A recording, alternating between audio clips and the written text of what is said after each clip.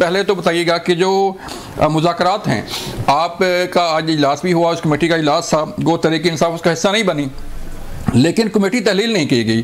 कोई उम्मीद है अब भी आपको कि तहरीक इंसाफ आ जाएगी? बहुत शुक्रिया अब्दुल साहब। मैं ज़ाती तौर पे अब भी समझता हूँ कि डायलॉग ही वाहद एक हल है। इससे पहले तो ये मानते नहीं थे, ये जिनसे मुज़ाकरात करना चाहते थे 50% इनका काम हुआ था, ये मान गए थे, वो नहीं मान रहे थे, वो अब भी नहीं मान रहे। सीधी सी बात है, जिनको मीर जाफर, मीर सादक, डर्टी हैरी कहा जाए तो वो कब इनसे मुज़ाकरात करेंगे? नंबर 1 उनका काम ही नहीं है, उनका काम नहीं है, against the will of the constitution है। और ये चाहिए अब भी पॉलिटिकल जमातों में, अब भी होगा, मेरा अपना ही ईमान कहता है, परसेप्शन कहता है ये होगा। इसके बावजूद कि स्पीकर साहब ने, मैं समझता बड़ी आला ज़र्फ़ी का मुज़ाहरा किया, हालांकि एक तरह से उनकी एक तरह से कंटेम्प्ट की गई है। उन्होंने ये कमेटी बनाई थी और इनकी मर्जी के साथ शामिल की गई थी। प्रॉब्लम ये है सिंपल, छोटे छोटे बच्चे नहीं हम लड़ पड़ते, छोटे छोटे जब गाँव में होते हैं, जो बहुत छोटे होते थे, कि छोटी छोटी बातों से लड़ पड़ना, गोलियों से, पेल गोलियां खेलते लड़ पड़ना, किसी और चीज़ से। उसमें स्ट्रेट फॉरवर्ड लिखा हुआ 7 वर्किंग डेज, वो आज पूरे होने थे, वो पूरे हो गए, इनको होना चाहिए था। एक बात है, इनके पीछे ठीक है, लोग भी हैं, सब कुछ है। तो प्रॉब्लम पता क्या है? Simple, there are so many groups, कुछ मुज़ाकरात के हक में हैं, कुछ चाहते हैं ये कामयाब ना हो। जिस दिन ये पहले दिन ही मुज़ाकरात हुए, पहली नशिस्त हुई, तो गंडापुर साहब ने उस पर वो प्रेस कॉन्फ्रेंस कर दी, दूसरे दिन हम क्लाशनकोव पे लेके चढ़ाई करेंगे। लेकिन बाद में जो 2 राउंड्स हुए हैं, उसमें उनका एटीट्यूड बहुत अच्छा था, very very friendly. I am not member of that committee, but Rana Sarola जो खबरें आ रही हैं, हाँ, राणा साहब ने मुझे बताया, और भी लोगों ने, तारड़ साहब ने बताया, और दूसरे लोगों ने, इरफान सदीकी साहब ने, कि उनका एटीट्यूड बहुत अच्छा था और ये अच्छे लोग हैं, ये हमने नहीं किए थे। अब भी इन्होंने पंजाब असेंबली तोड़ी, उस वक्त हम इनको कहते थे ना तोड़ी, ये आपके नुकसान में जाएगी। इवन मैं उस वक्त डिप्टी अपोजिशन लीडर था, केपी तोड़ दी, मुझे चौधरी परवेज़ साहब, अल्लाह पाक, मतलब उनको आप ले सकते हैं, उन्होंने मुझे कहा कि यार किसी तरीके से आप हमारे खिलाफ अदब ले आओ ताकि ये असेंबली बच जाए। हमने कहा सर अब लेट बहुत हो गया, आपने हमसे वादा किया था कि आप हमारे चीफ मिनिस्टर बनेंगे, फिर आप दूसरी तरफ चले गए, वो हमारी पार्टी नहीं बनी। मैं चीफ व्हिप भी था, वो भी गलत फैसला किया। अब भी इतनी जल्दी, मतलब मुझे नहीं पता इतनी जल्दी में क्या क्या हो जाएगा, कुछ नहीं होता। ये इनके ज़हन से वो जो हुआ था अदब-ए-एतमाद, वो आर्टिकल 95 कॉन्स्टिट्यूशन पाकिस्तान के तहत, वो नहीं निकल रहा। ये बात आइन में एक बात लिखी है कि 5 साल किसी एक पार्टी ने पूरे नहीं करने होते, 5 साल गवर्नमेंट ने पूरे, कोई भी गवर्नमेंट हो। आप देखिए बरतानिया में 9 प्राइम मिनिस्टर चेंज हुए हैं, गवर्नमेंट तो वही रही है, सारा कुछ वही रहा, कोई ऐसी बात नहीं है, ये एक जमहूरियत का हिस्सा है। इसलिए मेरी अब भी इनसे गुजारिश है, मैं लतीफ़ साहब से पहली दफ़ा मेरी मुलाकात है, he looks very sober decent person, मेरी इनके जरिए से है गुजारिश कि इनको समझाएं, इनसे बात करें कि ये बैठें। देखिए अगर आप 16 मुतालबे, एक मिसाल दे रहे हैं, एग्जाम्पल 16 मुतालबे, किसी 8 पे समझौता हो जाता है, चलो बात तो आगे चलती है ना जी। उनका 2 डिमांड थी सारी, मैं क्या करूं as a lawyer of the supreme court, जो जुडिशल कमीशन है, जब केस कॉग्निजेंस ले ली जाती है, आप भी जानते हैं, मैं भी जानता हूँ, प्रैक्टिसिंग लॉयर हूँ, सेनेटर भी हूँ, 4 दफ़ा वज़ीर कानून भी, सब कुछ रहा हूँ। जब आप किसी चीज़ की कॉग्निजेंस ले लेते हैं, अदालत में फैसले हो जाते हैं, उन्हीं फैसलों के तहत इन्होंने रैम की, अपीलें भी की, फिर इनके बंदे कुछ उन्होंने रहा भी किए, जो आर्मी कोर्ट्स में 9 मई वाला केस चला। तो जब केस का दायरा अख्तियार समात लेके चार्ज फ्रेम हो जाता है, तब कमीशन नहीं बन सकता। I have the inquiry commission act 1956 मेरे पास, अभी मैं आपको देके जाऊंगा, तो वो नहीं बन सकता जी। हम कहते थे कि पार्लियामेंट्री कमीशन, लेकिन ये बैठते तो सही, ये हमारी तरफ से सुनते, और इनकी जो पॉलिटिकल कदकाठ था बढ़ना था, और ज्यादा पढ़ना था। अगर हमारी तरफ से कहते कि हम ये नहीं कर सकते, हालांकि मैं as a student of law ये बात कर रहा हूँ कि ये नहीं बन सकता था, बिल्कुल नहीं हो सकता था। ठीक है, तो इतनी सी बात थी, अगर बैठते देखिए जब तक बात करनी चाहिए। अब्दुल लतीफ़ साहब, क्यों सर अपना कमेटी तो आज फिर बातचीत हुई, बैठी कमेटी, लेकिन आप लोग नहीं थे, तो जो 7 दिन का टाइम दिया था आप लोगों ने कि विदिन 7 डेज हमें जवाब दिया जाए, तो 7 दिन से पहले ही आप लोग जो है उन्होंने ख़त्म कर दी मुज़ाकरात? शुक्रिया जी। जहाँ तक 7 दिन की बात है, वो 7 दिन जो गुज़िश्ता जुमरात थी उसको पूरे हो गए थे। अच्छा। और उस दिन तक बिल्कुल हम होपफुल थे और वी वांटेड के निगोशिएशन आगे बढ़े। हाँ। अच्छा, इसमें सबसे बुनियादी बात यह है ना कि कोई हम बहुत कॉम्प्लिकेटेड इशू बीच में इन्वॉल्व नहीं है। इसमें सिंपल सी बात यह है कि पहले हम 26 नवंबर से पहले हमारा एक मुतालबा था कि 9 मई पे जुडिशल कमीशन बनाया जाए। ठीक है। फिर 26 नवंबर का हसानिया हुआ, तो अब हमने ये किया कि उसको भी साथ मिला के ये जो 2 ट्रेजेडीज हुई हैं पाकिस्तान में, इनकी जुडिशियल इंक्वायरी होनी चाहिए। आगे से हमें जवाब ये दिया जाता है कि जी चूंकि अदालतों से, अभी किस अदालत से, अब मिलिट्री कोर्ट को कोई अदालत कह सकता है? किसी कॉन्स्टिट्यूशनल सिस्टम में जहाँ पे आईन हो, जहाँ पे पार्लियामेंट हो, जहाँ पे एक जुडिशियल सिस्टम हो, कैन समबडी कॉल कि ये जो मिलिट्री कोर्ट्स हैं यहाँ पे चूंकि सजाएं हुई या किसी को that is insult to injury.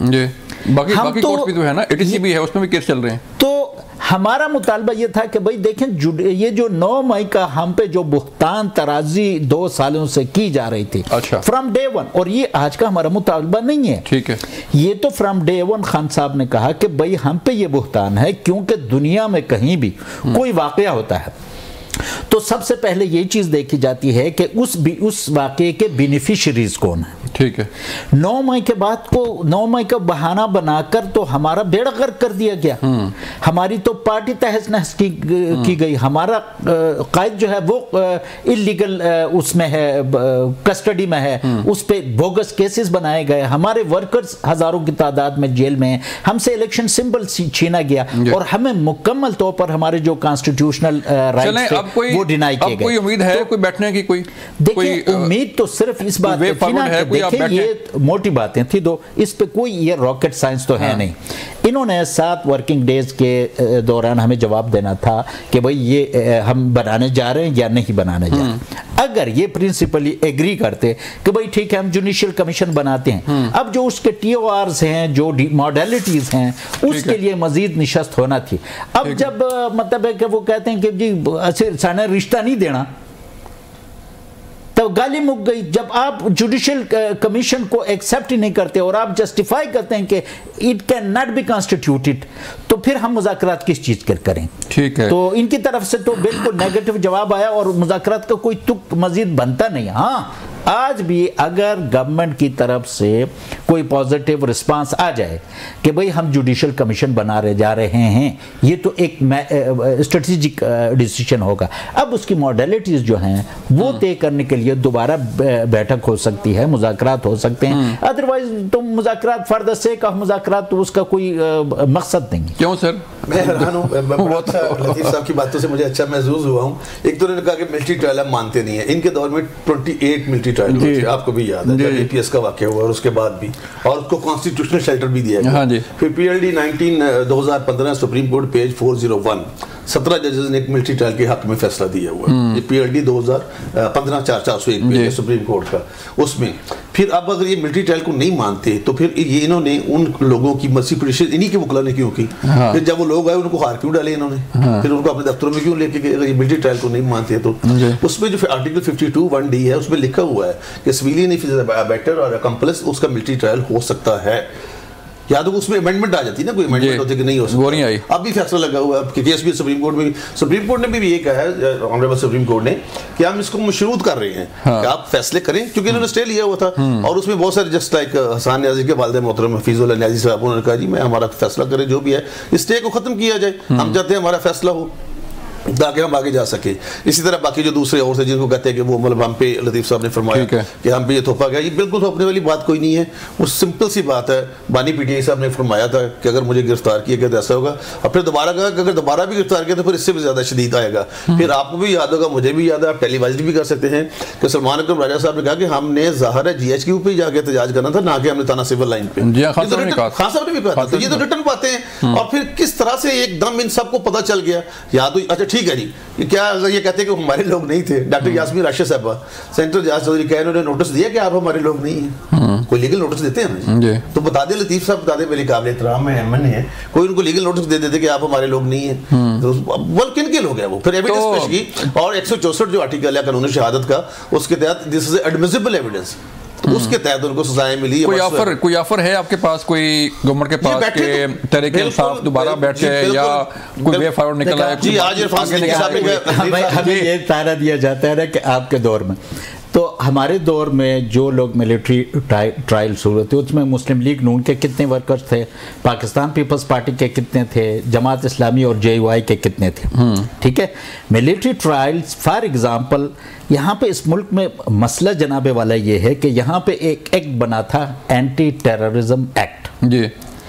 अच्छा, एक्ट तो बन गया कि भाई अल्फाज को देखा जाए, जो हम दहशत गर्दी के खिलाफ कानून है 780 है, अब मुझे नहीं समझ पड़ती कि ये कानून तो बना था दहशतगर्दों के खिलाफ, लेकिन दहशतगर्दों के सिवा इस मुल्क में ये कानून सब पे लागू हो चुका है अब तक। सियासी वर्कर्स के खिलाफ ATA, जर्नलिस्ट के खिलाफ ATA, शुअरा के खिलाफ ATA। नहीं लतीफ़ भाई, बात तो ये है कि इसी तरह जो जुमरे में आएगा, जो जुमरे में आएगा फरमाया ना, उसमें तो लगेगा ना। अब मैं ऐसा कोई काम करूं कि जो 788 के जुमरे में आता है तो मेरे खिलाफ लगेगा। तो इस बात का फैसला कौन करे जी? इसीलिए तो हम कहते हैं कि जुडिशल कमीशन बने जी। जो लोग, फॉर एग्जांपल, ये तो इल्जाम है ना, मैं तो इसे भुगतान गर्दानता हूं। जिस मैडम डॉक्टर यास्मीन राशिद साहिबा का ये जिक्र कर रही, वो तो उसकी जो वीडियोस हमने देखी, वो तो उधर लोगों को मना कर रही है कि उधर नहीं जाना, हमने सिर्फ एहतिजाज करना है, आपने किसी इंस्टॉलेशन को नुकसान नहीं पहुंचा। तो जो वीडियोज उन्होंने खुद शेयर की, लोगों ने वहां पे जाके जलाओ घिराव करके जना हाउस का, मियां एयर बेस का और GHQ हमला लहराना, तो वो ये हम कह रहे हैं ना कि यहाँ पे डी चौक में कोई मिलिट्री इंस्टॉलेशन नहीं था। हाँ। यहाँ पे कोई सेंसिटिव इंस्टॉलेशन नहीं थी, लेकिन 13 बंदे शहीद किए गए for the sake of nothing. हम ये कहते हैं कि उधर इतनी मिलिट्री इंस्टॉलेशंस थी, सूबाई गवर्नमेंट कहां सोई थी, वो विफाकी हुकूमत क्या कर रही थी। हम तो हमारा मौक़िफ़ ये है कि हम घुसपैठिए उस एहतिजाज में शामिल हुए और उन घुसपैठियों के जरिए ये सारी कार्रवाई हम उस पे इंक्वायरी, हाई लेवल की इंक्वायरी हो रही है।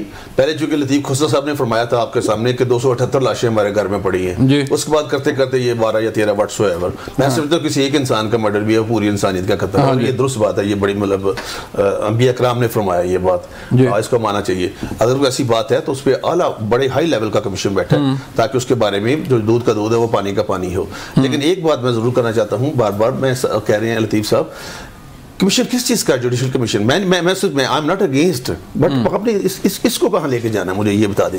या ये कमीशन एक्ट है, इसको कहाँ लेके जाना है? लेकिन आप बैठे तो सही, कोई ना कोई हल आप भी निकल सकता है, आप आए तो सही पहले। क्या वैसे अगर जुडिशल कमीशन नहीं बनता तो फिर इसका क्या हल है? पार्लियामेंट कमीशन बन सकता है, डेफिनेट हो सकता है कि विम्स और विशेष के मुताबिक वो भी बन सकता है। लेकिन कमीशन का असल में मकसद पता है, बेसिकली तारीफ किया कमीशन की कि जहाँ पे चीजें मुबहम हो, वाज़ेह ना हो, यहाँ पे कौन सी चीज है जो वाज़ेह नहीं है। क्या 24 वाले दिन अली मीन गंडापुर साहब या मोहतरमा साहब नहीं थे यहाँ पे लोग इनके? क्या ये अब इस बात पे क्या बनाना है? लेकिन इसके बावजूद आज भी इरफान सिद्दीकी साहब ने, जो हमारी पार्टी को हेड करते हैं सेनेट में, उन्होंने फरमाया कि ये आए तो सही, हम तो बार बार इनसे कह रहे हैं, तो सही। लेकिन ये कमेटी, ये राउत साहब ने इनकी कमेटी बना दी थी, 3 रुकनी कमेटी की, हमने एस्टैब्लिशमेंट के साथ मुज़ाकरत करने, उन्होंने इनकार कर दिया।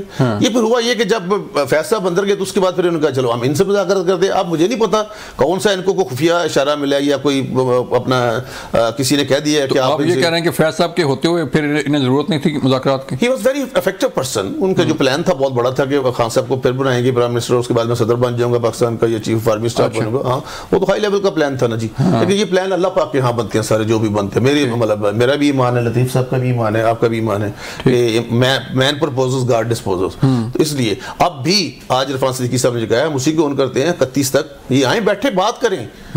अगर ना होगा तो इनका पलड़ा भारी होगा कि जी हम गए हैं फिर इन्होंने नहीं मानी बात। आप बैठे तो सही। मतलब मैं समझता हूँ कि this will be severe mistake अगर ये नहीं आते। जी ठीक है, यहाँ पे मुझे एक ब्रेक लेनी है, मिलते हैं ब्रेक के बाद।